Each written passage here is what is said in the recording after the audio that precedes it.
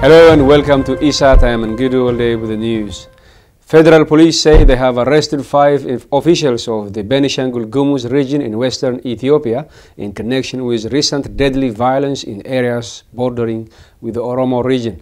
The officials include the regional deputy head of security and the former mayor of Asosa town.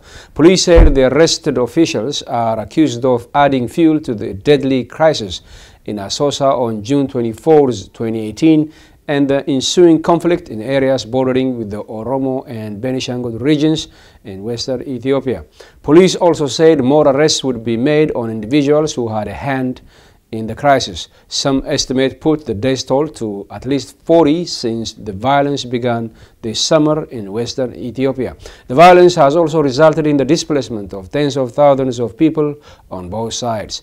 Head of rural political sector with the Oromo Democratic Party, Adisu Arega Kitesa, wrote on his Facebook on Monday that a total of 208 people have been arrested in connection with deadly ethnic violence in areas bordering the Oromo and Benishangul Gumuz regions. Speaking to ESAT on Sunday, police commander for the Benishangul Gumuz region, Saifuddin Harun, blamed a splinter group of the Oromo Liberation Front, OLF, for the crisis in the region. The International Monetary Fund, IMF, says Ethiopia will grow by 8.5% as the political unpredictability subsides and foreign direct investment improves in 2019. The IMF said growth is expected to step up in 2018-2019 to 8.5%, supported by stronger confidence as the political uncertainty of previous years recedes and external financial inflows, including FDI, temporarily ease external financing constraints and foreign exchange shortages. The report by the IMF also commended Ethiopia's reformist Prime Minister for opening up the economy. The bank said Prime Minister Abiy Ahmed took office in April 2018, catalyzing a drive for reforms, including towards economic opening. It said the authorities succeeded in reducing the external current account deficit to 6.4% of GDP in 2017-2018 through determined policies to restrict public sector imports and borrowing and tight monetary policy stance. The bank said growth has been slowed in 2017-2018 due to appropriately restrictive macroeconomic policies. The growth in the real GDP for the 2017-2018 was 7.7%, owing to favorable harvest and rapid growth in air transport and manufacturing exports.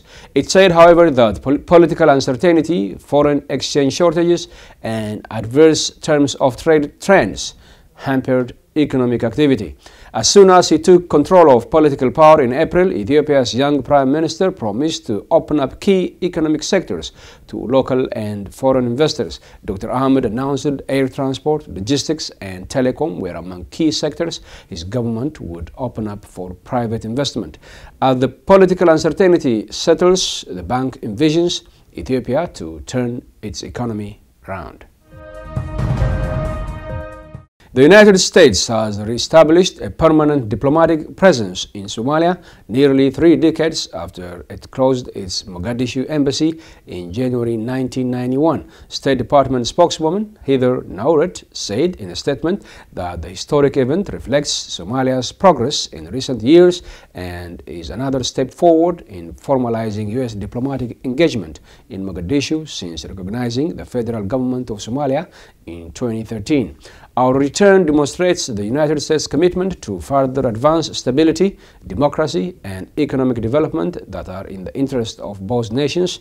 That's according to the spokeswoman. The U.S. diplomatic mission for Somalia in recent years has been attached to the U.S. Embassy in Nairobi, Kenya. The spokeswoman said Ambassador Donald Yamamoto and his team look forward to working closely with the people of the Somali federal government to strengthen the already strong bilateral relationship.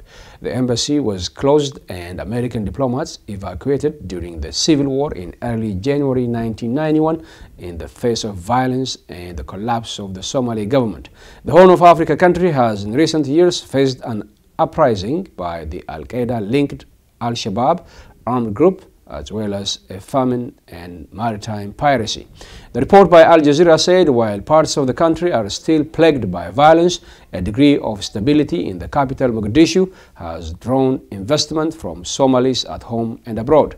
In September, the World Bank approved $80 million in grants to Somalia to fund public finance reforms, the first disbursement of the country in 30 years. The U.S. carries out periodic air attacks in Somalia in support of the UN-backed government and its fight against Al-Shabaab. The rebel group withdrew from Mogadishu in 2011, but it retains a strong presence in areas outside the capital. That ends the news. Thanks for watching.